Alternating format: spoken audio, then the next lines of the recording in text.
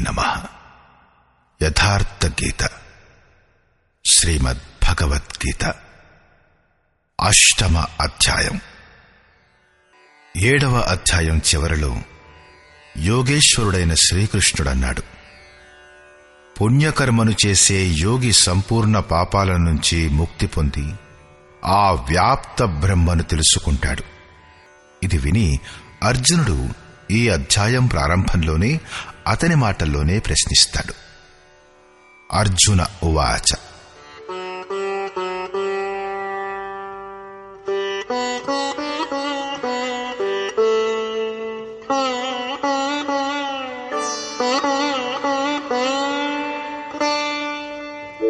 కిం తద్బ్రహ్మ కిమధ్యాత్మం కిం కర్మ పురుషోత్తమ అధిభూతం చ కిం ప్రోక్తం అధిదైవం కిముచ్యతే. హే పురుషోత్తమ, ఆ బ్రహ్మ అంటే ఏమిటి? ఆధ్యాత్మికం ఏమిటి? కర్మ ఏమిటి? అధిభూతం, అధిదైవం అని వేటినంటారు? అధియజ్ఞః కథం కోత్ర దేహేస్మిన్ మధుసూదన ప్రయాణకాలే చ కథం జ్ఞేయోసి నియతాత్మభిః. హే మధుసూదన, ఇక్కడ అధియజ్ఞం ఎవరు? అతను ఈ శరీరంలో ఎలా ఉన్నాడు? దీని వలన నిరూపితమయ్యే అధియజ్ఞం అంటే యజ్ఞం యొక్క అధిష్ఠాత. అతను మనుష్య శరీరంపై ఆధారపడినవాడు. సమాహితమైన చిత్తం గల పురుషునిచే చివరి సమయంలో మీరు ఏ ప్రకారంగా తెలుసుకోబడతారు? ఈ 7 ప్రశ్నలకు క్రమంగా సమాధానమిస్తూ యోగేశ్వరుడు ఇలా అన్నాడు. శ్రీ భగవానువాచ,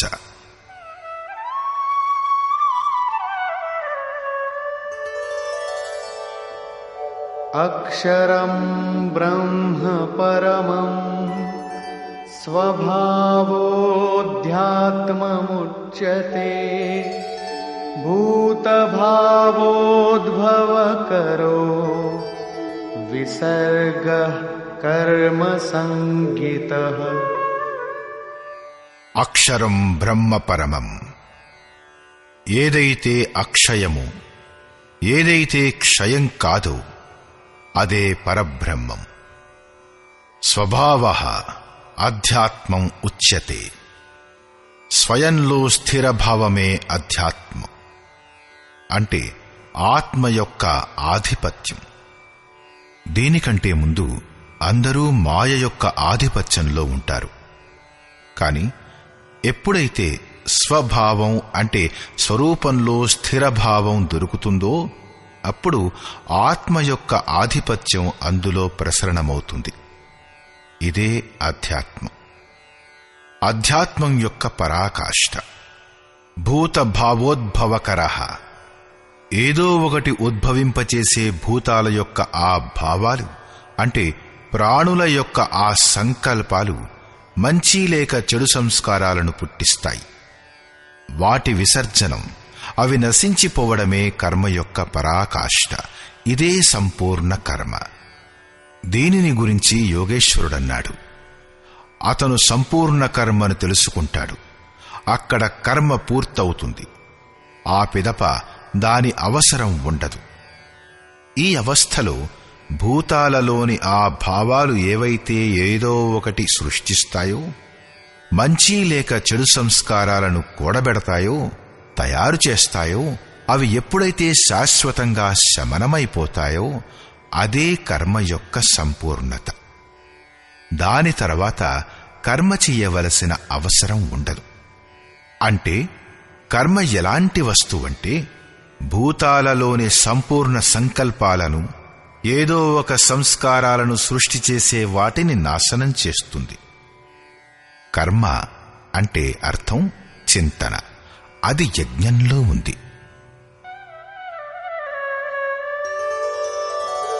అధిభూతం క్షరో భావః पुरुषश्चाधिदैवतम् अधियज्ञोऽहमेवात्र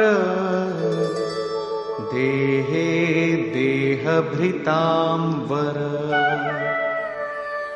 ఎప్పటి వరకు అక్షయభావం లభించదో అప్పటి వరకు వినష్టమయ్యే సంపూర్ణ క్షరభావం అధిభూతం అంటే భూతాల యొక్క అధిష్టానం, అదే భూతాల యొక్క ఉత్పత్తికి కారణం. పురుషః చ అధిదైవతం మరియు ప్రకృతి కంటే అతీతమైన పరమ పురుషుడే అధిదైవం అంటే సంపూర్ణ దైవాల అంటే దైవీ సంపద యొక్క అధిష్టాత. దైవీ సంపద ఆ పరమదేవునిలోనే విలీనమైపోతుంది. దేహధారులలో శ్రేష్ఠుడవైన అర్జున, ఈ మనుష్య తనువులో నేనే అధియజ్ఞం అంటే యజ్ఞాల యొక్క అధిష్టాతను, అంటే ఈ శరీరంలో అవ్యక్త స్వరూపంలో స్థితుడైన మహాపురుషుడే అధియజ్ఞం. శ్రీకృష్ణుడు ఒక యోగి, అతనే సంపూర్ణ యజ్ఞాల భోక్త. చివరిలో యజ్ఞాలు అతనిలోనే ప్రవేశం పొందుతాయి. అదే పరమస్వరూపం. ఈ ప్రకారంగా అర్జునుని యొక్క 6 ప్రశ్నలకు సమాధానాలివ్వబడ్డాయి. ఇప్పుడు చివరి ప్రశ్న. అంతమయ్యే కాలంలో ఎప్పటికీ విస్మృతి పథంలో పోనట్లు మీరు ఏ విధంగా తెలియబడతారు అన్న దానిపై యోగేశ్వరుడైన శ్రీకృష్ణుడంటాడు,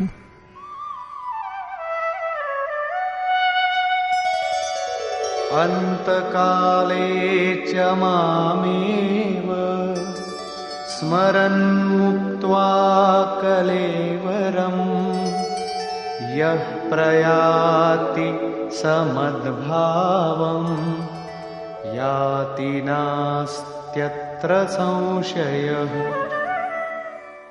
ఏ పురుషుడైతే అంత్యకాలంలో అంటే మనస్సు నిరోధం మరియు విలీన కాలంలో నన్నే స్మరిస్తూ శరీరంతో సంబంధాన్ని వదిలి వేరైపోతాడో అతను మద్భావం సాక్షాత్తు నా స్వరూపాన్నే పొందుతాడు.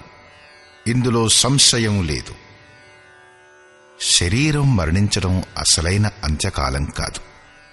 మరణించిన తర్వాత కూడా శరీరాల క్రమం వెంబడించే ఉంటుంది.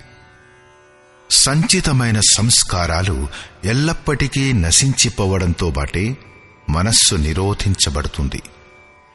ఆ మనస్సు కూడా ఎప్పుడు విలీనమైపోతుందో అప్పుడే అంత్యకాలం అనబడుతుంది.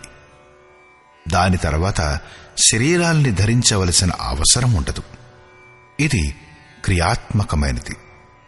కేవలం చెప్పడంచే కాని సంభాషణంగా వినడంచే గాని అర్థం కాదు. ఎప్పటి వరకు వస్త్రాలలాగానే శరీరాల పరివర్తనం జరుగుతూ ఉంటే శరీరం యొక్క అంతం ఎక్కడైంది?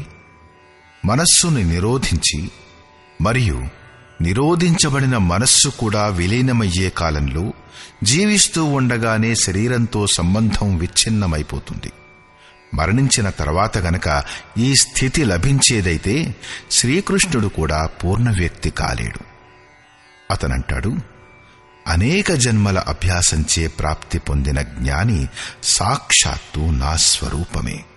నేనే అతను. అతను నాలో ఉన్నాడు. లేశమాత్రం కూడా అతనిలోనూ మరియు నాలోనూ తేడా లేదు. ఇదే జీవిస్తూ ఉండగానే ముక్తి పొందడం. ఇంకెప్పుడూ మళ్లీ శరీరధారణ చెయ్యకపోవడమే అదే శరీరం యొక్క అంతం.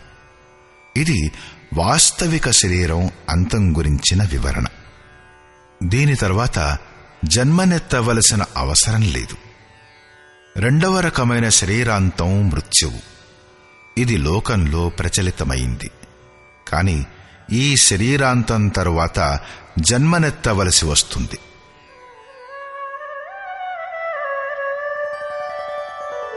యం యం వాపి స్మరన్ భావం త్యజత్యంతే కలేవరం తం తమేవైతి కౌంతేయ సదా తద్భావభావితః.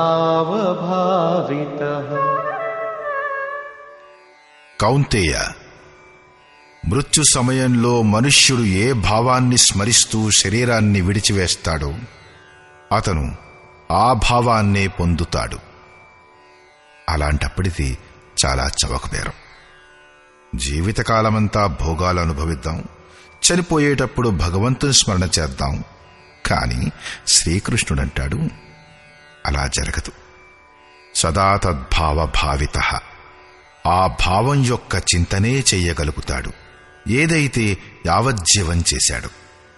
అది తప్ప ఇంకొకటి స్మరణకు రాదు. అందుచేత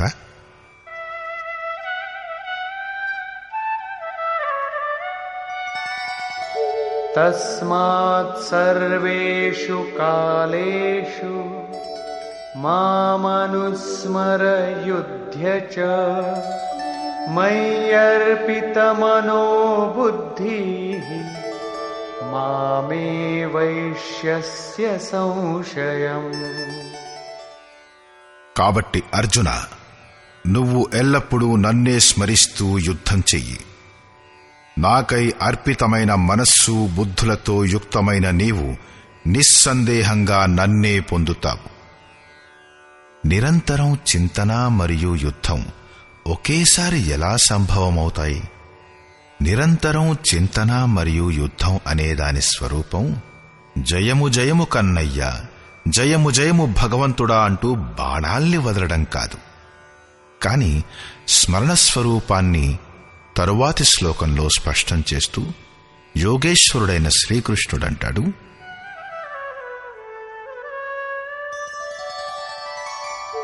అభ్యాసయోగయుక్తేన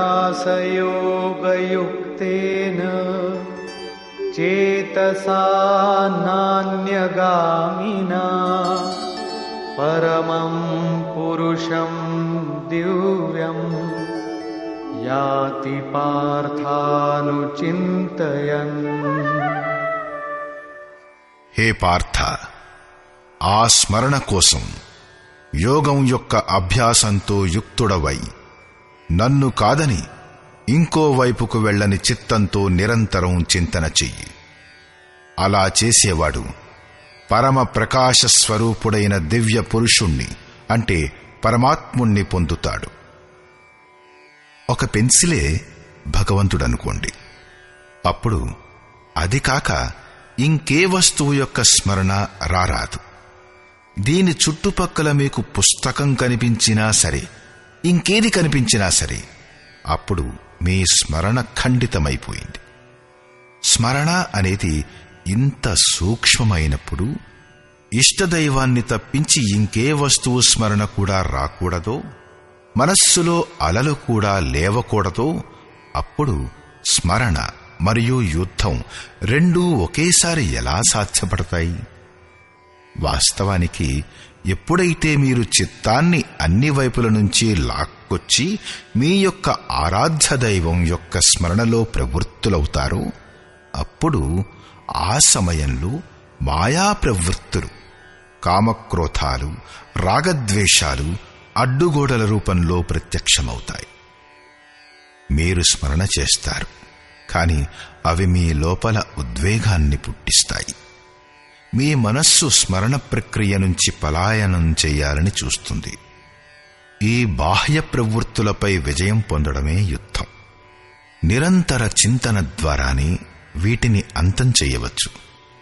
కాబట్టే నిరంతరం చింతనతో బాటే యుద్ధం సంభవం.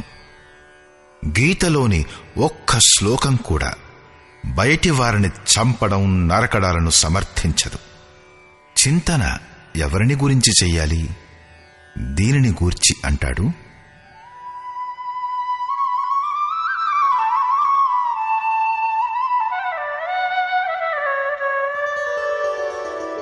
కవిం పురాణమనుశాసితారం అణోరణీయాం సమనుస్మరేద్యః సర్వస్య ధాతారమచింత్య రూపం ఆదిత్యవర్ణం తమస పరస్తాత్. ఆ యుద్ధంతో బాటుగా ఆ పురుషుడు సర్వజ్ఞుడైన, అనాది అయిన, అందరికీ నియంత అయిన సూక్ష్మమైన అందరి లాలన పాలన చేయువాడైన అచించుడైన నిత్య ప్రకాశ స్వరూపుడైన మరియు అవిద్య కంటే అతీతమైన ఆ పరమాత్ముని స్మరిస్తాడు. ఇంతకు ముందన్నాడు నా యొక్క చింతన చేస్తాడు. ఇక్కడ పరమాత్ముడి యొక్క స్మరణ అనంటాడు. అందుచేత ఆ పరమాత్ముని చింతన అంటే ధ్యానం యొక్క మాధ్యమం తత్వస్థితుడైన మహాపురుషుడే. ఇదే క్రమంలో ప్రయాణకాలే మనసాచలేన భక్త్యా యుక్తో యోగబలేన చైవ భ్రువోర్मध्ये ప్రాణమావేశ్య సమ్యక్ సతం పరం పురుషముపైతి దివ్యం. ఎవరైతే నిరంతరం ఆ పరమాత్ముని స్మరణ చేస్తాడో ఆ భక్తియుక్తుడైన పురుషుడు ప్రయాణకాలే మనస్సు విలీన దశలో యోగబలంచే అంటే ఆ నియత కర్మ యొక్క ఆచరణ ద్వారా భ్రుకుటి మధ్యలో ప్రాణాన్ని చక్కగా నిలవరించి ప్రాణాపానాలను చక్కగా సమం చేసి లోపలి నుంచి ఉద్వేగం పుట్టకుండా బాహ్య సంకల్పాలను గ్రహించకుండా సాత్వికం రాజస తామసాలు చక్కగా శాంతమైపోగా ధ్యానం ఇష్టదైవంలోనే స్థితమైపోయే కాలంలో అచంచలమైన మనస్సు అంటే స్థిర బుద్ధి గల పురుషుడు ఆ దివ్య పురుషుడైన పరమాత్ముణ్ణి పొందుతాడు. కాబట్టి గుర్తుంచుకోవలసిందేమిటంటే ఆ పరమాత్ముని ప్రాప్తి విధానం ఒక్క యోగం మాత్రమే. దానికై నియతక్రియ ఆచరణమే యోగక్రియ. దానిని సవిస్తారంగా వర్ణన యోగేశ్వరుడు 4, 6 అధ్యాయాలలో చేశాడు. ఇప్పుడు అతనన్నాడు, నిరంతరం నన్నే స్మరించు. స్మరించడం ఎలా అంటే ఈ యోగధారణలో స్థిరంగా ఉంటూ స్మరించాలి. అలా చేసేవారు దివ్య పురుషుణ్ణే పొందుతారు. అతను ఇంకెప్పుడూ విస్మృతి పొందడు. మీరు ప్రయాణకాలంలో ఎలా తెలుసుకోబడతారనే ప్రశ్నకు ఇక్కడ సమాధానం పూర్తయింది. పొందవలసిన పదవి వివరణ చూద్దాం. ఇది గీతలో చాలా చోట్ల వచ్చింది. యదక్షరం వేదవిదో వదంతి విశంతి యద్యతయో వీతరాగా యదిచ్ఛంతో బ్రహ్మచర్యం చరంతి తత్తే పదం సంగ్రహేణ ప్రవక్ష్యే. వేదవిద్ అంటే అవిదిత తత్వాన్ని ప్రత్యక్షంగా తెలుసుకునేవారు ఏ పరమపదాన్ని అక్షరం అక్షయమంటారు, వీతరాగ మహాత్ములు దేనిలో ప్రవేశాన్ని కోరుతారో, ఏ పరమపదాన్ని కోరుకుంటూ బ్రహ్మచర్యం వ్రతపాలన చేస్తారో. బ్రహ్మచర్యం అంటే జననేంద్రియాల్ని మాత్రం నిరోధించడమని కాదు. బ్రహ్మ ఆచరతి స బ్రహ్మచారి, బాహ్య స్పర్శలను మనస్సు నుంచి త్యజించివేసి బ్రహ్మ యొక్క నిరంతర చింతనయే బ్రహ్మచర్యం. అది బ్రహ్మదర్శనం చేయించి అతనిలో స్థానం ఇప్పించి శాంతమైపోతుంది. ఈ ఆచరణ వలన ఇంద్రియ సంయమనమే కాకుండా సకలేంద్రియ సంయమనం స్వతహాగా జరిగిపోతుంది. ఈ ప్రకారమైన ఆచరణ బ్రహ్మచర్యం. ఏదైతే హృదయంలో కూడబెట్టడానికి యోగ్యమైనదో, ధారణ చేయడానికి యోగ్యమైనదో ఆ పదవి గురించి నేను నీకు చెబుతాను. ఆ పదవి ఏమిటి? దానిని ఎలా పొందవచ్చు? దీనిని గురించి యోగేశ్వరుడైన శ్రీకృష్ణుడు ఇలా అంటాడు.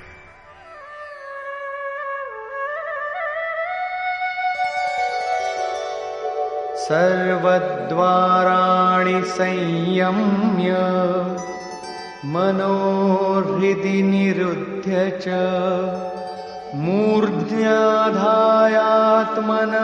ప్రాణం आस्थितो योगधारणा ఇంద్రియ ద్వారాలనన్నింటినీ మూసివేసి, అంటే కోరికలనన్నింటినీ త్యజించివేసి, మనస్సును హృదయంలో స్థిరం చేసి, ధ్యానం హృదయంలోనే చేయబడుతుంది, బయట కాదు. పూజ బయట చేయబడదు. ప్రాణం అనగా అంతఃకరణం యొక్క పనిని మస్తిష్కంలో నిరోధించి యోగ ధారణలో స్థితమై యోగాన్ని ధారణ చేసి ఉండాలి. ఇంకో మార్గం లేదు. ఈ ప్రకారంగా ఓమిత్యేకాక్షరం బ్రహ్మ వ్యాహరన్ మామనుస్మరన్ యః ప్రయాతి త్యజన్ దేహం సయాతి పరమాం గతిం. ఏ పురుషుడైతే ఓం ఇతి అక్షర బ్రహ్మ యొక్క పరిచయకమైన ఓంకారాన్ని జపిస్తూ నన్నే స్మరిస్తూ శరీరాన్ని త్యాగం చేస్తాడో ఆ పురుషుడు పరమగతిని పొందుతాడు. శ్రీకృష్ణుడు ఒక యోగేశ్వరుడు, పరమతత్వంలో స్థితుడైన మహాపురుషుడు, సద్గురువు. యోగేశ్వరుడైన శ్రీకృష్ణుడన్నాడు, ఓంకారం అక్షయ బ్రహ్మ యొక్క పరిచాయకం. నీవు దానిని జపించు మరియు నన్ను ధ్యానించు. పరమబ్రహ్మను పొందిన ప్రతి మహాపురుషుని పేరు, అతను ప్రాప్తి పొందిన విలీనమైన అదే ఓం అవుతుంది. కాబట్టి పేరు ఓం అని చెప్పాడు. మరియు తన రూపు చూడమన్నాడు. యోగేశ్వరుడు కృష్ణా కృష్ణ అని జపించమని చెప్పలేదు. తరువాతి కాలంలో భావుకులు అతని పేరు కూడా జపించటం ఆరంభించారు. వారు తమ శ్రద్ధకి అనుగుణంగా ఫలాన్ని కూడా పొందారు. ఎలాగంటే మనుష్యులకు శ్రద్ధ ఎక్కడ ఏర్పడుతుందో అక్కడ నేనే అతని శ్రద్ధను దృఢం చేస్తాను, నేనే ఫలాన్ని కూడా ఇస్తాను. భగవంతుడు శివుడు రామశబ్దాన్ని జపించడం గూర్చి వివరించాడు. రమంతే యోగినః యస్మిన్ సరామః రా ఔర్ మాకే బీచ్ మే కబీరా రహాలుకాయ. రా మరియు మా ఈ రెండు అక్షరాల మధ్య తన మనస్సుని నిలపడంలో కబీరు సమర్థుడయ్యాడు. శ్రీకృష్ణుడు ఓంకారాన్ని గూర్చి వివరించాడు. ఓహం సవోం అంటే ఆ శక్తి నాలోనే ఉంది, బయట ఎక్కడా వెతకద్దు. ఈ ఓంకారం కూడా ఆ పరమశక్తి యొక్క పరిచయం ఇప్పించి శాంతమైపోతుంది. వాస్తవానికి ఆ ప్రభువుకి అనంతమైన పేర్లు ఉన్నాయి, కాని జపం చేయడానికి చిన్నగా ఉన్న పేర్లే సార్థకాలు. శ్వాసలో ఇమిడిపోయేవి మరియు ఒక పరమాత్ముణ్ణే సంబోధించేవి అయి ఉండాలి. వాటికన్నా భిన్నమైన దేవీ దేవతలనే అవివేకపూర్ణమైన కల్పనలలో ఇరుక్కుని లక్ష్యం నుంచి దృష్టి మళ్లించకండి. పూజ్య గురువుగారనేవారు, నా రూపాన్ని చూడండి. మీ శ్రద్ధానుసారంగా ఏదో 2-2.5 అక్షరాలు గల పేరు ఓం, రామ, శివ వంటి వాటిల్లో ఏదో ఒకటి జపించండి. దాని చింతన చెయ్యండి. దాని అర్థస్వరూపమైన ఇష్టదేవుని స్వరూపాన్ని ధ్యానించండి. ధ్యానం సద్గురువుదే చేయబడుతుంది. మీరు రామ, కృష్ణ లేక వీతరాగ విషయం వా చిత్తం, వీతరాగ మహాత్ముల లేక యథాభిమత ధ్యానాద్వా ఎవరిదైనా స్వరూపాన్ని ఆశ్రయించుకోండి. వారు అనుభవంలో మిమ్మల్ని కలుస్తారు. మిమ్మల్ని సమకాలీనులైన సద్గురువు వైపు నడిపిస్తారు. వారి మార్గదర్శనంలో మీరు మెల్లమెల్లగా ప్రకృతి యొక్క క్షేత్రాన్ని అధిగమిస్తూ పోతారు. నేను కూడా ప్రారంభంలో ఒక దేవత యొక్క చిత్రాన్ని, అంటే కృష్ణుని విరాట్ రూపాన్ని ముందుంచుకుని ధ్యానం చేసేవాడిని. కాని పూజ్య గురువుగారి అనుభవపూర్ణమైన ప్రవేశంతో పాటు అది శాంతమైపోయింది. ప్రారంభంలో సాధకుడు నామాన్ని జపిస్తాడు, కాని మహాపురుషుని స్వరూపాన్ని ధ్యానం చేయడంలో వెనకాడతాడు. వారు తాము ఆర్జించిన భావాల్ని వదిలిపెట్టలేరు. వారు యోగేశ్వరుడైన శ్రీకృష్ణుడు నిషేధించిన అన్య దేవతల్ని ధ్యానం చేస్తారు. అందుచేత పూర్ణ సమర్పణ భావంతో పాటు ఎవరైనా అనుభవం గల మహాపురుషుని శరణు పొందాలి. పుణ్యం పురుషార్థం దృఢమవుతూనే కుతర్కాలు నశిస్తాయి. యథార్థ క్రియలో ప్రవేశం లభిస్తుంది. యోగేశ్వరుడైన శ్రీకృష్ణుడు చెప్పినట్లుగా ఈ ప్రకారంగా ఓంకారాన్ని జపించాలి. పరమాత్ముని స్వరూపుడైన సద్గురువు యొక్క స్వరూపాన్ని నిరంతరం స్మరిస్తే మనస్సు నిరోధించబడుతుంది, విలీనమవుతుంది. అదే క్షణంలో శరీర సంబంధం త్యజించబడుతుంది. మరణించినంత మాత్రాన శరీరం వెంటబడటం మానదు.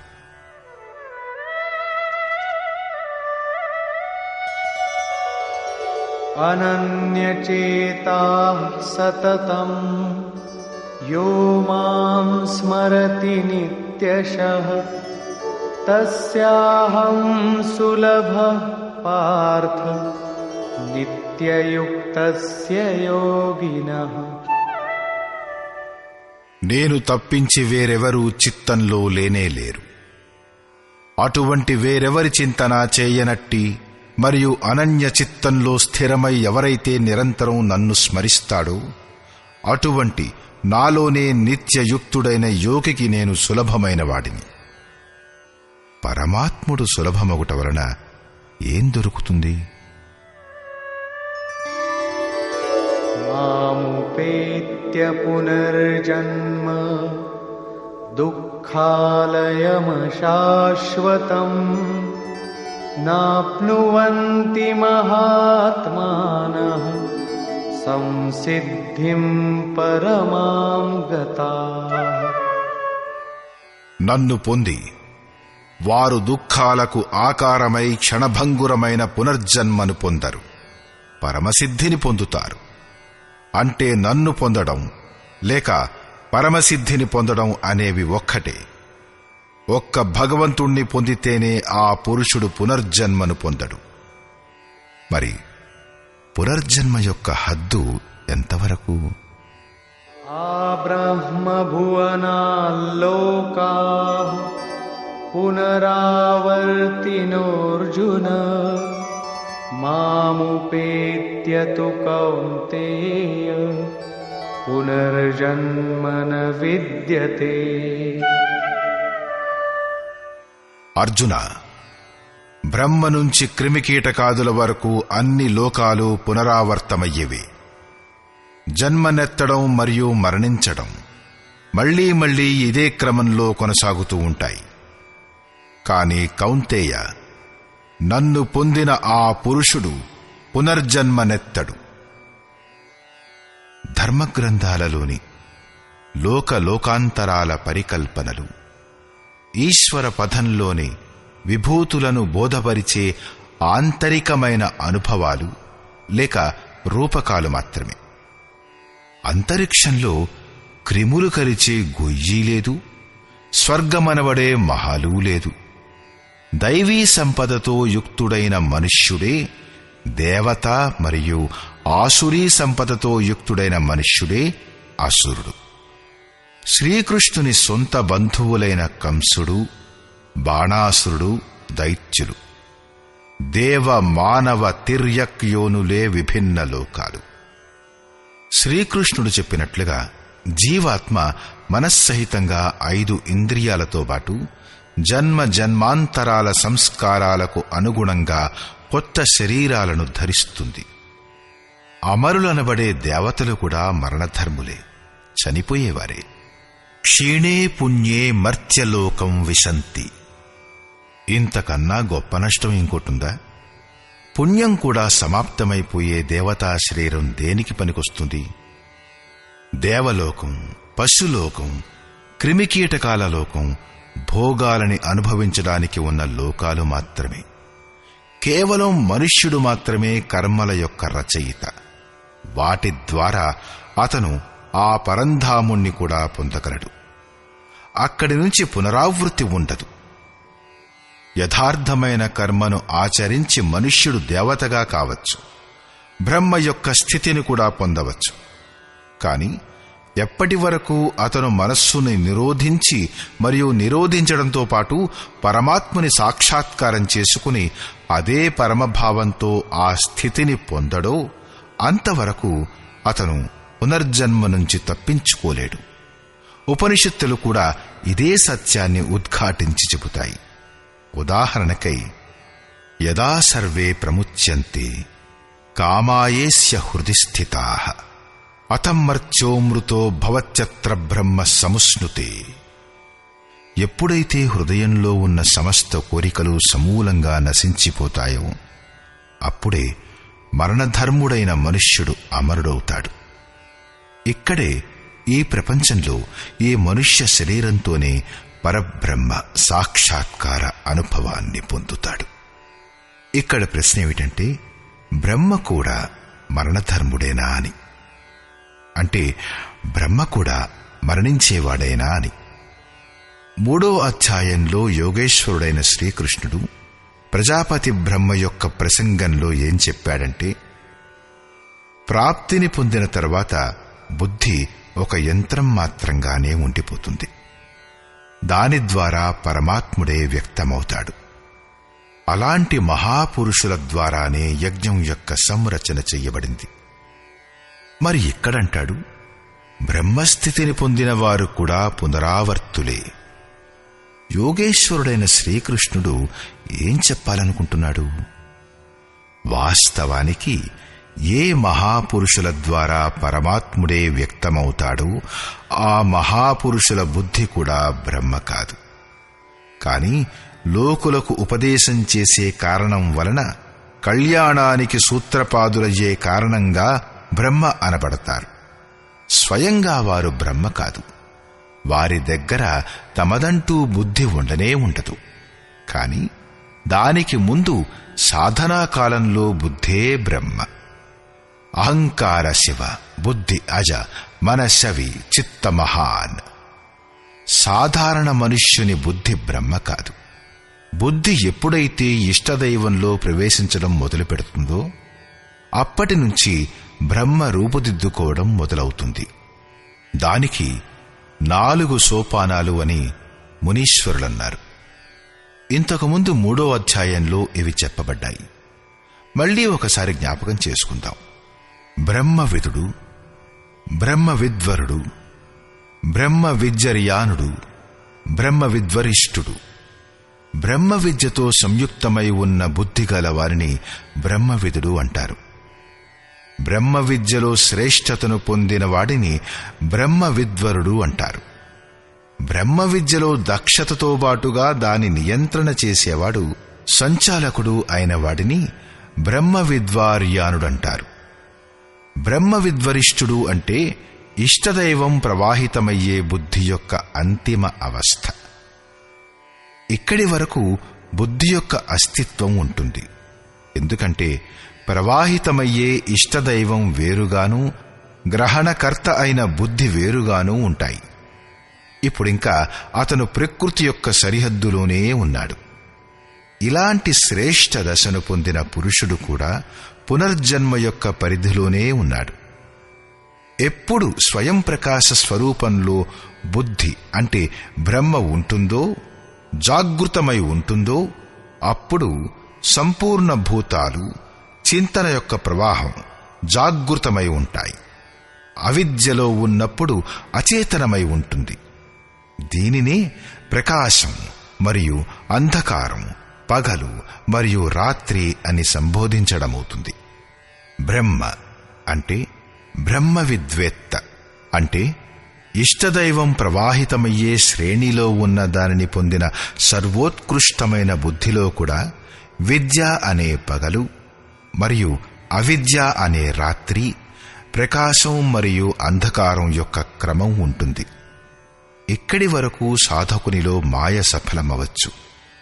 ప్రకాశకాలంలో అచేతనంగా ఉండే భూతాలు సచేతనమైపోతాయి. వారికి లక్ష్యం కనిపిస్తూ ఉంటుంది. బుద్ధి యొక్క అంతరాళంలో అవిద్య యొక్క రాత్రి ప్రవేశించిన కాలంలో భూతాలన్నీ అచేతనమైపోతాయి. బుద్ధి దేనిని నిశ్చయం చెయ్యలేకపోతుంది. స్వరూపం వైపు వెళ్లడం ఆగిపోతుంది. ఇదే బ్రహ్మ యొక్క పగలు, ఇదే బ్రహ్మ యొక్క రాత్రి. పగటి ప్రకాశంలో బుద్ధి యొక్క వేల ప్రవృత్తులలో ఈశ్వరీయ ప్రకాశం వ్యాపిస్తుంది. అవిద్య అనే రాత్రిలో ఈ వేల కొద్దీ పొరలలో అచేతనావస్థ యొక్క అంధకారం అలుముకుపోతుంది. శుభం మరియు అశుభం, విద్య మరియు అవిద్య, ఈ రెండు ప్రవృత్తులు శాంతమైనప్పుడు, అంటే అచేతనం మరియు సచేతనం, రాత్రిలో విలీనం మరియు పగటిలో ఉత్పన్నమయ్యే రెండు రకాల భూతాలు నశించినప్పుడు బుద్ధి కంటే కూడా అతి అతీతమైన శాశ్వతమైన అవ్యక్త భావము లభిస్తుంది. అది మళ్లీ ఎన్నటికీ నష్టం కాదు. భూతాల యొక్క అచేతన సచేతన స్థితులు నశించినప్పుడే ఆ సనాతన భావము లభిస్తుంది. బుద్ధి యొక్క ఆ 4 దశలను అధిగమించిన పురుషుడే మహాపురుషుడు. అతని అంతరాళంలో బుద్ధి లేదు. బుద్ధి పరమాత్ముని యొక్క ఒక యంత్రం వలె మారిపోయింది. కాని లోకులకు అతను ఉపదేశం చేస్తాడు, నిశ్చయంగా ప్రేరణ ఇస్తాడు. అందుచేత అతనిలో బుద్ధి ఉన్నట్లుగా అనిపిస్తుంది. కాని అతను బుద్ధి యొక్క స్థాయి నుంచి అతీతమైపోయినవాడు. అతను పరమ అవ్యక్త భావంలో స్థితుడై ఉన్నాడు. అతనికి పునర్జన్మ లేదు. కాని ఆ అవ్యక్త స్థితి కంటే ముందు ఎప్పటి వరకు అతని వద్ద తన బుద్ధి ఉందో అప్పటి వరకు అతను బ్రహ్మ. అప్పటి వరకు అతను పునర్జన్మ యొక్క పరిధిలోనే ఉంటాడు. ఈ తథ్యాలను వివరిస్తూ యోగేశ్వరుడైన శ్రీకృష్ణుడు ఇలా అంటాడు: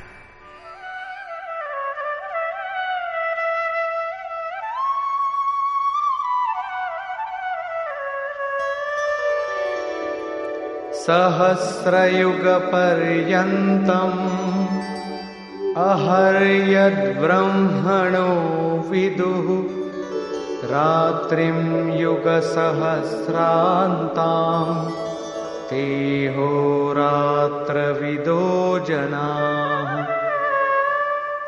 ఎవరైతే 1000 చతుర్యుగాల బ్రహ్మ యొక్క రాత్రిని మరియు 1000 చతుర్యుగాల పగటిని సాక్షాత్తుగా తెలుసుకుంటారో ఆ పురుషులు సమయం యొక్క తత్వాన్ని యథార్థంగా తెలుసుకున్నవారు. ప్రస్తుత శ్లోకంలో పగలు మరియు రాత్రి అనేవి విద్య మరియు అవిద్యలకు రూపకాలు. బ్రహ్మ విద్యతో సంయుక్తమైన బుద్ధి బ్రహ్మ యొక్క ప్రారంభం మరియు బ్రహ్మ విద్వరిష్ట బుద్ధి బ్రహ్మ యొక్క పరాకాష్ఠ. విద్యచే సంయుక్తమైన బుద్ధే బ్రహ్మ యొక్క పగలు. ఎప్పుడైతే విద్య కార్యరథమవుతుందో ఆ సమయంలో యోగి స్వరూపం వైపుకు అగ్రసరుడవుతాడు. అంతఃకరణంలోని వేల ప్రవృత్తులు ఈశ్వరీయ ప్రకాశం యొక్క సంచారంతో జాగృతమవుతాయి. ఈ ప్రకారంగానే అవిద్య అనే రాత్రి వచ్చినప్పుడు అంతఃకరణంలోని వేల ప్రవృత్తులలో మాయ యొక్క ద్వంద్వం ప్రవాహితమవుతుంది. వెలుతురు మరియు అంధకారాల సరిహద్దు ఇంతవరకే. ఆ తరువాత అవిద్య ఉండదు, విద్య ఉండదు. పరమతత్వమైన ఆ పరమాత్ముడు విదితమైపోతాడు. ఎవరైతే దీనిని తత్వంతో సహా తెలుసుకోగలుగుతారో ఆ యోగీ జనులు కాలం యొక్క తత్వాన్ని తెలుసుకోగలరు. అంటే అవిద్య అనే రాత్రి ఎప్పుడు, విద్య అనే పగలు ఎప్పుడు, కాలం యొక్క ప్రభావం ఎంతవరకు ఉంటుంది, లేక సమయం ఎంతవరకు వెంటాడుతుంది మొదలైన విషయాలు తెలుసుకుంటారు.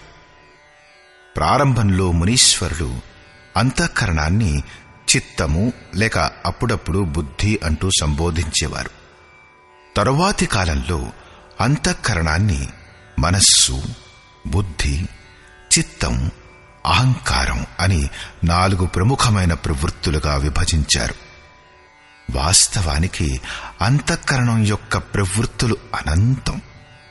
బుద్ధి యొక్క అంతరాళంలోనే అవిద్య అనే రాత్రి అవుతుంది. ఆ బుద్ధిలోనే విద్య అనే పగలు కూడా వస్తుంది.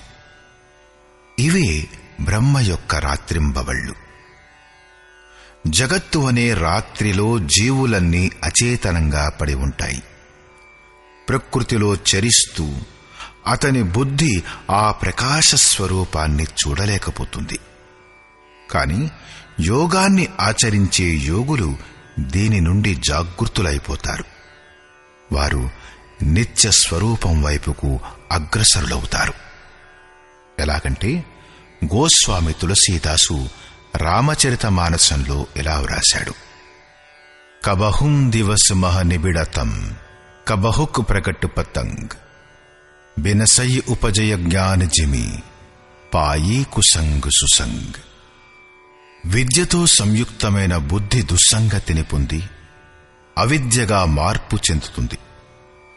మళ్లీ సుసంగతిచే విద్య యొక్క సంచారం అదే బుద్ధిలో అవుతుంది. ఈ మార్పులనేవి చివరి వరకు జరుగుతూనే ఉంటాయి. ఇదే బ్రహ్మ యొక్క పగలు రాత్రి అనే రూపకం. 1000 సంవత్సరాల రాత్రి ఉండదు, 1000 చతుర్యుగాల పగలు ఉండదు. ఎక్కడా 4 ముఖాలు గల బ్రహ్మ లేడు. ఇందాక చెప్పిన బుద్ధి యొక్క 4 అవస్థలే బ్రహ్మ యొక్క 4 ముఖాలు. అంతఃకరణం యొక్క 4 ప్రముఖ ప్రవృత్తులే అతని చతుర్యుగాలు. రాత్రి పగలు ఈ ప్రవృత్తులలోనే ఉద్భవిస్తాయి. ఏ పురుషుడైతే వీటి భేదాన్ని తత్వంతో సహా తెలుసుకోగలడో ఆ యోగీ జనులు కాలం యొక్క రహస్యాన్ని, కాలం ఎంతవరకు వెంటాడుతుంది, ఏ పురుషుడు కాలం కంటే కూడా అతీతమవ్వగలడు అనే వాటిని తెలుసుకోగలడు. రాత్రి మరియు పగలు, అవిద్య మరియు విద్యలలో జరిగే కార్యాన్ని శ్రీకృష్ణుడు ఇలా స్పష్టం చేస్తాడు: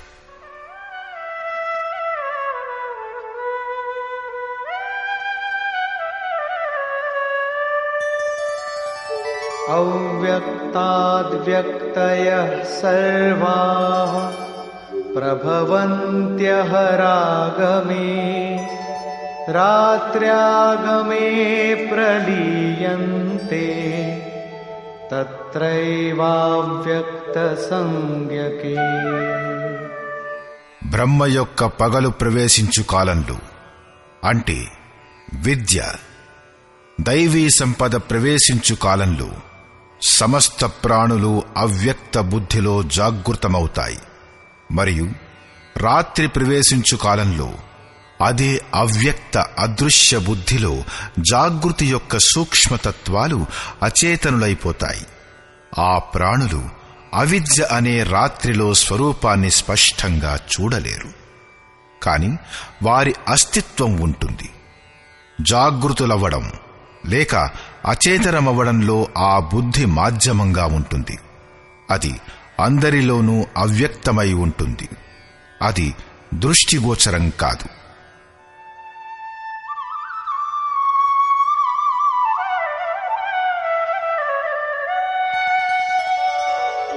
భూతగ్రామః స ఏవాయం భూత్వా భూత్వా ప్రలీయతే రాత్ర్యాగమేవ శ పార్థ ప్రభవత్యః రాగమే. హే పార్థ, ప్రాణులందరూ ఈ ప్రకారంగా జాగృతులై ప్రకృతి కారణంగా వివశులై అవిద్య రూపమైన రాత్రి వచ్చినప్పుడు అచేతనులైపోతారు. తమ లక్ష్యమేమిటన్నది వారు చూడలేరు. పగలు ప్రవేశించు కాలంలో వారు మళ్లీ జాగృతులైపోతారు. ఎప్పటి వరకు బుద్ధి ఉంటుందో అప్పటి వరకు దాని అంతరాళంలో విద్య మరియు అవిద్యల క్రమం జరుగుతూనే ఉంటుంది. అంతవరకు అతను సాధకుడే, మహాపురుషుడు కాదు. परस्तस्मात्तु भावोऽन्यो व्यक्तो व्यक्तात् सनातनः यः सः सर्वेषु भूतेषु నశ్యత్సు న వినశ్యతి. మొదటిది బ్రహ్మ అంటే బుద్ధి అవ్యక్తమైనది, ఇంద్రియాలచే చూడబడదు. మరియు దీనికంటే కూడా అతీతమైన సనాతన అవ్యక్త భావం ఉంది. అది భూతాలు వినష్టమైపోయినా కూడా నష్టం కాదు. అంటే విద్యలో సచేతనమయ్యే మరియు అవిద్యలో అచేతనమయ్యే, పగలు ఉత్పన్నమయ్యే మరియు రాత్రి విలీనమయ్యే భావాలు గల అవ్యక్త బ్రహ్మ కూడా నశించినప్పుడే ఆ సనాతన అవ్యక్త భావము లభిస్తుంది. అది వినష్టం కాదు. బుద్ధిలో జరిగే ఆ రెండు మార్పులు ఎప్పుడు నశించిపోతాయో అప్పుడు సనాతన అవ్యక్త భావం లభిస్తుంది. అదే నా పరంధామం. ఎప్పుడైతే సనాతన అవ్యక్త భావం ప్రాప్తమవుతుందో అప్పుడే బుద్ధి కూడా అదే భావంలో తను లీనమైపోతుంది, అదే భావాన్ని ధరిస్తుంది. కాబట్టి ఆ బుద్ధి స్వయంగా విలీనమైపోతుంది. దాని స్థానంలో సనాతన అవ్యక్త భావమే మిగిలిపోతుంది. అవ్యక్తోక్షర ఇత్యుక్తః తమాహుః పరమాం గతిం యం ప్రాప్య న నివర్తంతే తద్ధామ పరమం మమ.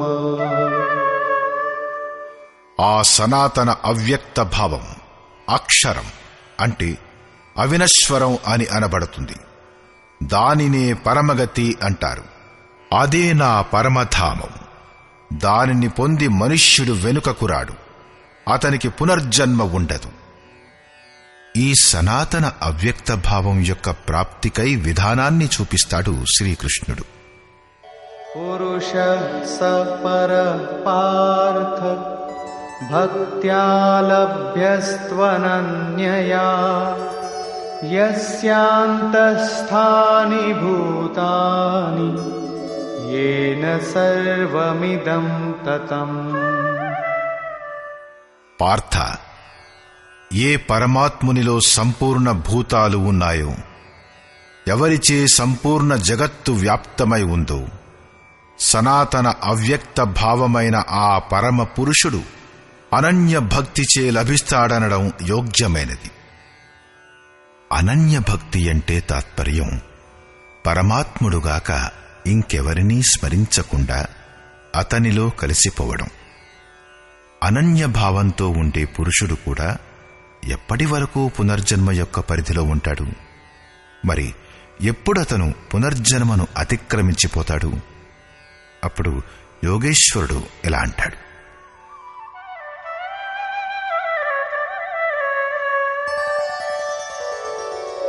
యత్ర కాలే త్వనావృత్తిం ఆవృత్తిం చైవ యోగినః ప్రయాతా యాంతి తం కాలం వక్ష్యామి భరతర్షభ.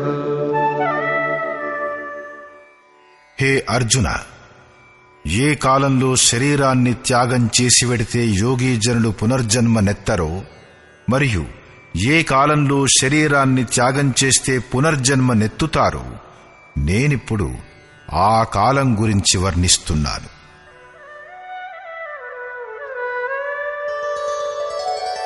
అగ్నిర్జ్యోతిరః శుక్లః షణ్మాసా ఉత్తరాయణం తత్ర ప్రయాతా గచ్చంతి బ్రహ్మ బ్రహ్మవిదో జనాః. శరీర సంబంధాన్ని త్యాగం చేసే సమయంలో ఎవరి దగ్గర జ్యోతిర్మయమైన అగ్ని ఉంటుందో, పగటి యొక్క వెలుతురు వ్యాపించి ఉంటుందో, సూర్యుడు ప్రకాశిస్తూ ఉంటాడు, శుక్లపక్షంలో చంద్రుడు పెరుగుతూ ఉంటాడో, ఉత్తరాయణం యొక్క నిరభ్ర సుందరమైన ఆకాశం ఉంటుందో ఆ కాలంలో మహాప్రయాణం చేసే బ్రహ్మవేత్తలైన యోగీజనులు బ్రహ్మను పొందుతారు. అగ్ని బ్రహ్మ తేజస్సుకు ప్రతీక. పగలు విద్య యొక్క ప్రకాశం, శుక్లపక్షం నిర్మలత్వాన్ని తెలియచేస్తుంది. వివేకం, వైరాగ్యం, శమం, దమం, తేజస్సు మరియు ప్రజ్ఞ, ఈ షడైశ్వర్యాలే షణ్మాసాలు. ఊర్ధ్వరేతస్కమైన స్థితే ఉత్తరాయణం. ప్రకృతి కంటే సర్వదా అతీతమైన ఈ దశలో వెళ్లే బ్రహ్మవేత్తలైన యోగీజనులు బ్రహ్మని పొందుతారు. వారికి పునర్జన్మ లేదు. కాని అనన్య చిత్తంలో ఉన్న యోగీజనులే ఈ ఆలోకాన్ని, ప్రకాశాన్ని పొందలేకపోతే, సాధన పూర్తి కాకపోతే వారి గతి ఏమవుతుంది? దీనిని గురించి ఆయన ఇలా అంటాడు.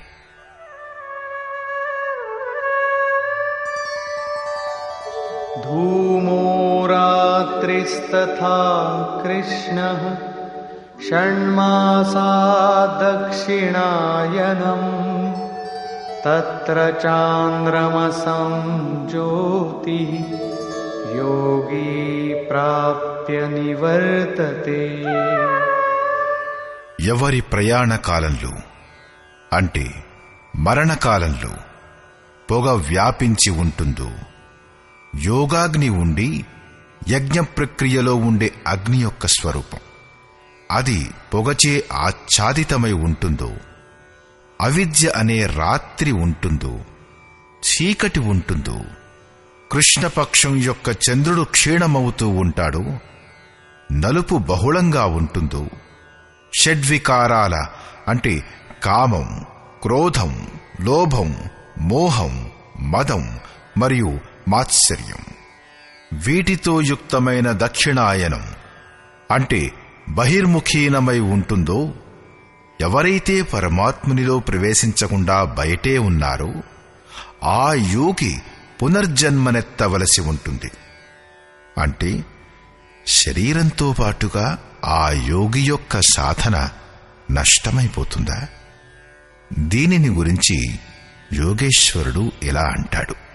శుక్లకృష్ణే గతి హేతే జగతః శాశ్వతే మతే ఏకయా యాత్యనావృత్తిం అన్యయా వర్తతే పునః.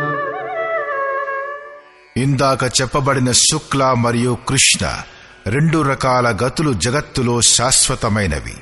అంటే సాధన ఎప్పటికీ వినాశం కాదు. ఒక దశలో ప్రయాణం చేసే అంటే శరీరత్యాగం చేసేవారు వెనుకకు రావలసిన అవసరం లేని పరమగతిని పొందుతారు.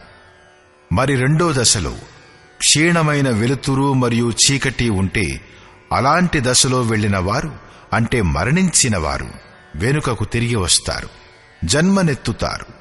పూర్తి ప్రకాశం లభించనంత వరకు అతను భజన చెయ్యాల్సిందే. ప్రశ్న పూర్తయింది. ఇప్పుడు దీనికోసం సాధనను గురించి వివరణ ఎలా చెప్తాడు?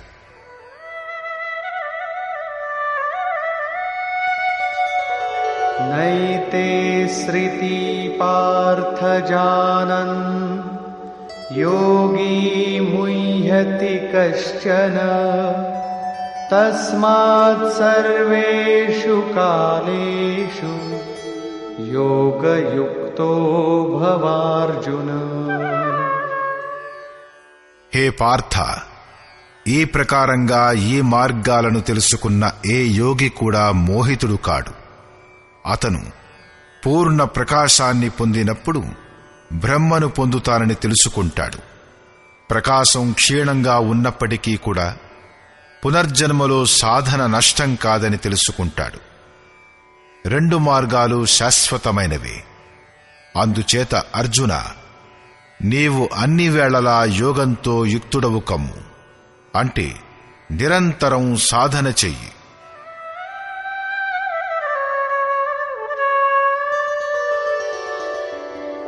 वेदेषु यज्ञेषु तपस्सु चैव दानेषु यत् पुण्यफलं प्रदिष्टम् अत्येति तत्सर्वमिदं विदित्वा योगी परं स्थानमुपैति चाद्यम्. దీనిని సాక్షాత్కార సహితంగా తెలుసుకుని యోగి వేదాలు, యజ్ఞం, తపస్సు, దాన పుణ్య ఫలాలను నిస్సందేహంగా అతిక్రమించిపోతాడు. సనాతన పరమపదాన్ని పొందుతాడు. అవిదిత పరమాత్ముని సాక్షాత్తుగా తెలుసుకోవడమే వేదం. ఆ అవిదిత తత్వమే విదితమైపోయినప్పుడు ఇంక తెలుసుకోవాల్సిందేమిటి? అందుచేత విదితమైపోయిన పెదప వేదాల వలన కూడా ప్రయోజనం లేకుండా పోతుంది. ఎందుకంటే తెలుసుకున్నవారు ఆ తత్వానికి భిన్నంగా లేరు కదా. యజ్ఞం యొక్క అంటే ఆరాధన, నియత క్రియ యొక్క అవసరం ఉండేది. కాని ఆ తత్వం విదితమైపోయిన తరువాత ఇంక ఎవరిని భజించాలి? మనస్సు సహితంగా ఇంద్రియాలను లక్ష్యానికి అనుగుణంగా తపింపచేయడమే తపస్సు. లక్ష్యమే సిద్ధించినప్పుడు ఇంక దేనికోసం తపస్సు చెయ్యాలి? మనస, వాచ, కర్మణ సర్వతోభావంతో సమర్పితం కావడానికే దానం అని పేరు. వీటి అన్నింటి పుణ్యఫలం పరమాత్ముని ప్రాప్తి. ప్రతిఫలం కూడా ఇప్పుడు వేరుగా లేదు కాబట్టి వీటన్నింటి అవసరం ఇప్పుడింక లేదు. ఆ యోగి యజ్ఞం, తపస్సు, దానాలు మొదలగు వాటి ప్రతిఫలాన్ని కూడా దాటి అతను పరమపదాన్ని పొందుతాడు. సారాంశం: ఈ అధ్యాయంలో 5 ప్రముఖమైన విషయాలను గురించి ఆలోచించడం జరిగింది. వాటిలో సర్వప్రథమంగా 7వ అధ్యాయం చివరలో యోగేశ్వరుడు బీజారోపణ చేసిన ప్రశ్నలను స్పష్టంగా అర్థం చేసుకోవాలనే జిజ్ఞాసతో ఈ అధ్యాయం ఆరంభంలోనే అర్జునుడు 7 ప్రశ్నలడిగాడు. భగవాన్, మీరు చెప్పిన బ్రహ్మ ఏమిటి? అధ్యాత్మం ఏమిటి? సంపూర్ణ కర్మ ఏమిటి? అధిదైవం, అధిభూతం, అధియజ్ఞం అంటే ఏమిటి? అంత్యకాలంలో మీరు ఎప్పటికీ విస్మృతం కాకుండా ఏ ప్రకారంగా తెలుసుకోబడతారు? యోగేశ్వరుడైన శ్రీకృష్ణుడు ఇలా చెప్పాడు: వినాశనం లేనివాడే పరబ్రహ్మ. తనకు లభించే పరమ భావమే అధ్యాత్మం. జీవుడు మాయ యొక్క ఆధిపత్యం నుంచి వెలువడి ఆత్మ యొక్క ఆధిపత్యంలోకి వచ్చే విధానమే అధ్యాత్మం. సర్వభూతాల శుభాశుభ సంస్కారాలను ఉత్పన్నం చేసే ఆ భావాలు ఆగిపోవడం, విసర్గ, నశించిపోవడమే కర్మ యొక్క సంపూర్ణత్వం. ఆ తరువాత కర్మ చెయ్యవలసిన అవసరం ఉండదు. కర్మ సంస్కారాల ఉద్గమాన్నే నశింపచెయ్యగలిగింది. ఈ ప్రకారంగా క్షరభావం, అధిభూతం అంటే నష్టమయ్యే భూతాలను ఉత్పన్నం చెయ్యడానికి సాధనం అవుతుంది. అవి భూతాలకు అధిష్టాత. పరమపురుషుడే అధిదైవం. అతనిలోనే దైవీ సంపద విలీనమవుతుంది. ఈ శరీరంలో అధియజ్ఞం నేనే. అంటే ఎవరిలోనైతే యజ్ఞం విలీనమైపోతుందో అది నేనే. యజ్ఞం యొక్క అధిష్టాతను నేనే. అతను నా స్వరూపాన్నే పొందుతాడు. అంటే శ్రీకృష్ణుడు ఒక యోగి. అధియజ్ఞం ఎలాంటి పురుషుడంటే ఈ శరీరంలోనే ఉంటాడు, బయట కాదు. చిట్ట చివరి ప్రశ్న ఏమిటంటే, అంతిమ సమయంలో మీరు ఎలా తెలుసుకోబడతారు? అతనంటాడు, ఎవరైతే నన్ను నిరంతరం స్మరిస్తారో, నన్ను తప్పించి ఇంకో విషయ వస్తువులను గురించి ఆలోచించరు, అలా చేస్తూ శరీరం యొక్క సంబంధాన్ని త్యజించి వేస్తారు, వారు సాక్షాత్తు నా యొక్క స్వరూపాన్ని పొందుతారు. వారికి చివరిలో కూడా అదే ప్రాప్తిస్తుంది. శరీరం నశించడంతోటే అది లభిస్తుందని కాదు. మరణించిన పిదప దొరికేదైతే శ్రీకృష్ణుడు పూర్ణుడై ఉండేవాడే కాదు. అనేక జన్మలు గడచిన తర్వాత పొందే జ్ఞాని కూడా అతని స్వరూపాన్ని పొందలేడు. మనస్సు యొక్క నిరోధం మరియు నిరుద్ధమైన మనస్సు కూడా విలయమయ్యే సమయమే అంత్యకాలం. అక్కడి నుంచి శరీరాలను ఉత్పత్తి చేసే సాధనం నశించిపోతుంది. ఆ సమయంలో అతను పరమభావంలో ప్రవేశం పొందుతాడు. అతడు పునర్జన్మరహితుడవుతాడు. ఈ ప్రాప్తికై అతను స్మరణ చేసే విధానాన్ని తెలిపాడు. అర్జున, నిరంతరం నన్నే స్మరించు, యుద్ధం చెయ్యి. రెండు పనులు ఒకేసారి ఎలా సాధ్యపడతాయి? జయగోపాల, హే కృష్ణ అంటూ దుడ్డు కర్రను కూడా త్రిప్పుతూ ఉంటారేమో. స్మరణ యొక్క స్వరూపాన్ని స్పష్టం చేస్తూ ఇలా అంటాడు: యోగధారణలో స్థిరంగా ఉంటూ నన్ను తప్ప ఏ ఇతర వస్తువును స్మరించక నిరంతరం నా స్మరణ చెయ్యి. స్మరణ అనేది ఇంత సూక్ష్మమైనప్పుడు యుద్ధం ఎవరు చేస్తారు? ఉదాహరణకై ఓ పుస్తకం భగవంతుడనుకోండి. అప్పుడు దీని చుట్టుపక్కల ఉన్న వస్తువులు గాని, ముందు కూర్చున్న మనుష్యులు గాని, లేక చూసిన వినిన ఇంకే వస్తువు గాని సంకల్పంలోకి కూడా రాకూడదు, కనిపించకూడదు. అలాగాక కనిపిస్తే అది స్మరణ కాదు. అలాంటి స్మరణలో యుద్ధం ఎలా చెయ్యడం? వాస్తవానికి ఎప్పుడైతే మీరు ఈ ప్రకారమైన నిరంతర స్మరణలో ప్రవృత్తులవుతారో అప్పుడు అదే క్షణంలో అసలైన యుద్ధం యొక్క స్వరూపం మీ కళ్లకు కట్టినట్లుగా కనబడుతుంది. ఆ సమయంలో మాయా ప్రవృత్తులు అడ్డుగోడలుగా ప్రత్యక్షమవుతాయి. కామక్రోధాలు, రాగద్వేషాలు దుర్జయ శత్రువులు. ఈ శత్రువులు నా స్మరణ చెయ్యనివ్వవు. వాటిని దాటగలగడమే యుద్ధం. అంటే ఈ శత్రువులు నశించినప్పుడే వ్యక్తి పరమగతిని పొందుతాడు. ఈ పరమగతిని పొందడానికై అర్జున, నీవు ఓంకారాన్ని జపించు, నన్నే ధ్యానించు. అంటే శ్రీకృష్ణుడు ఒక యోగి. నామరూపాలు ఆరాధన సాఫల్యానికి కారణభూతాలు. పునర్జన్మ ఏమిటి, దాని పరిధిలోకి ఎవరెవరు వస్తారు అనే ప్రశ్నకు కూడా యోగేశ్వరుడైన శ్రీకృష్ణుడు ఇలా జవాబిచ్చాడు: బ్రహ్మ మొదలుకొని యావత్ జగత్తు పునరావృతమయ్యేదే. అంటే జనన మరణాలతో కూడుకున్నది. అందరూ నశించిపోయినా కూడా నా పరమ అవ్యక్త భావము, అందులోని స్థితి సమాప్తం కావు. ఈ యోగంలో ప్రవిష్టుడైన పురుషునికి 2 మార్గాలున్నాయి. ఎవరైతే పూర్ణ ప్రకాశాన్ని పొంది షడైశ్వర్యాలతో సంపన్నుడై ఊర్ధ్వరేతస్కుడై ఉంటాడో, ఎవరిలో లేశమాత్రంగానైనా ఏ లోటు లేదో అతను పరమగతిని పొందుతాడు.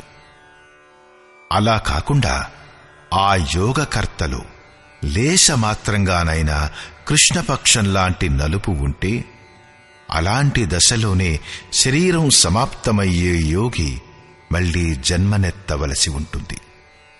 అతను సామాన్య జీవులలాగా జన్మ మరణ చక్రంలో ఇరుక్కోడు. కాని జన్మనెత్తి ఆ జన్మలో మిగిలిన సాధనను పూర్తి చేస్తాడు.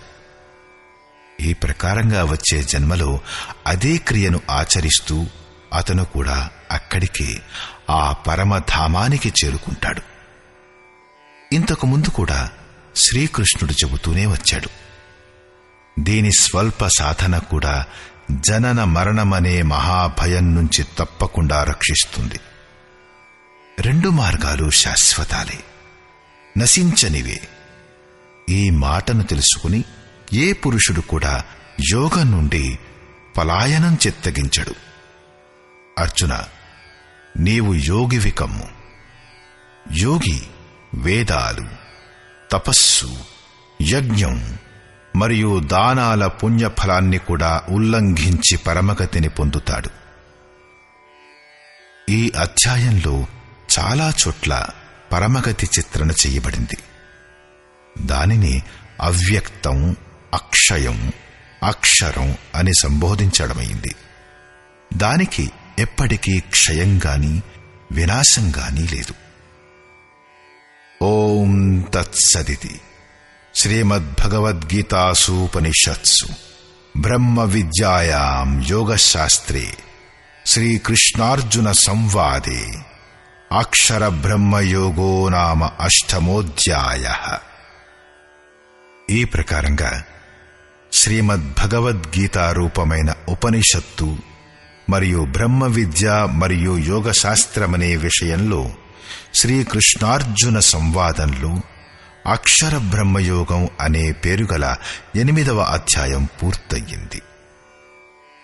ఇది శ్రీమత్ పరమహంస పరమానందస్య శిష్య స్వామి అడగడానంద కృతే శ్రీమద్భగవద్గీతాయాః యథార్థగీతా భాష్యే అక్షర బ్రహ్మయోగో నామ అష్టమోధ్యాయః. ఈ ప్రకారంగా శ్రీమత్ పరమహంస పరమానంద గారి శిష్యుడు స్వామి అడగడానంద గారిచే రచించబడిన శ్రీమద్ భగవద్గీత యొక్క భాష్యం యథార్థగీతలో అక్షర బ్రహ్మయోగం అనే 8వ అధ్యాయం పూర్తయింది. హరి ఓం తత్సత్.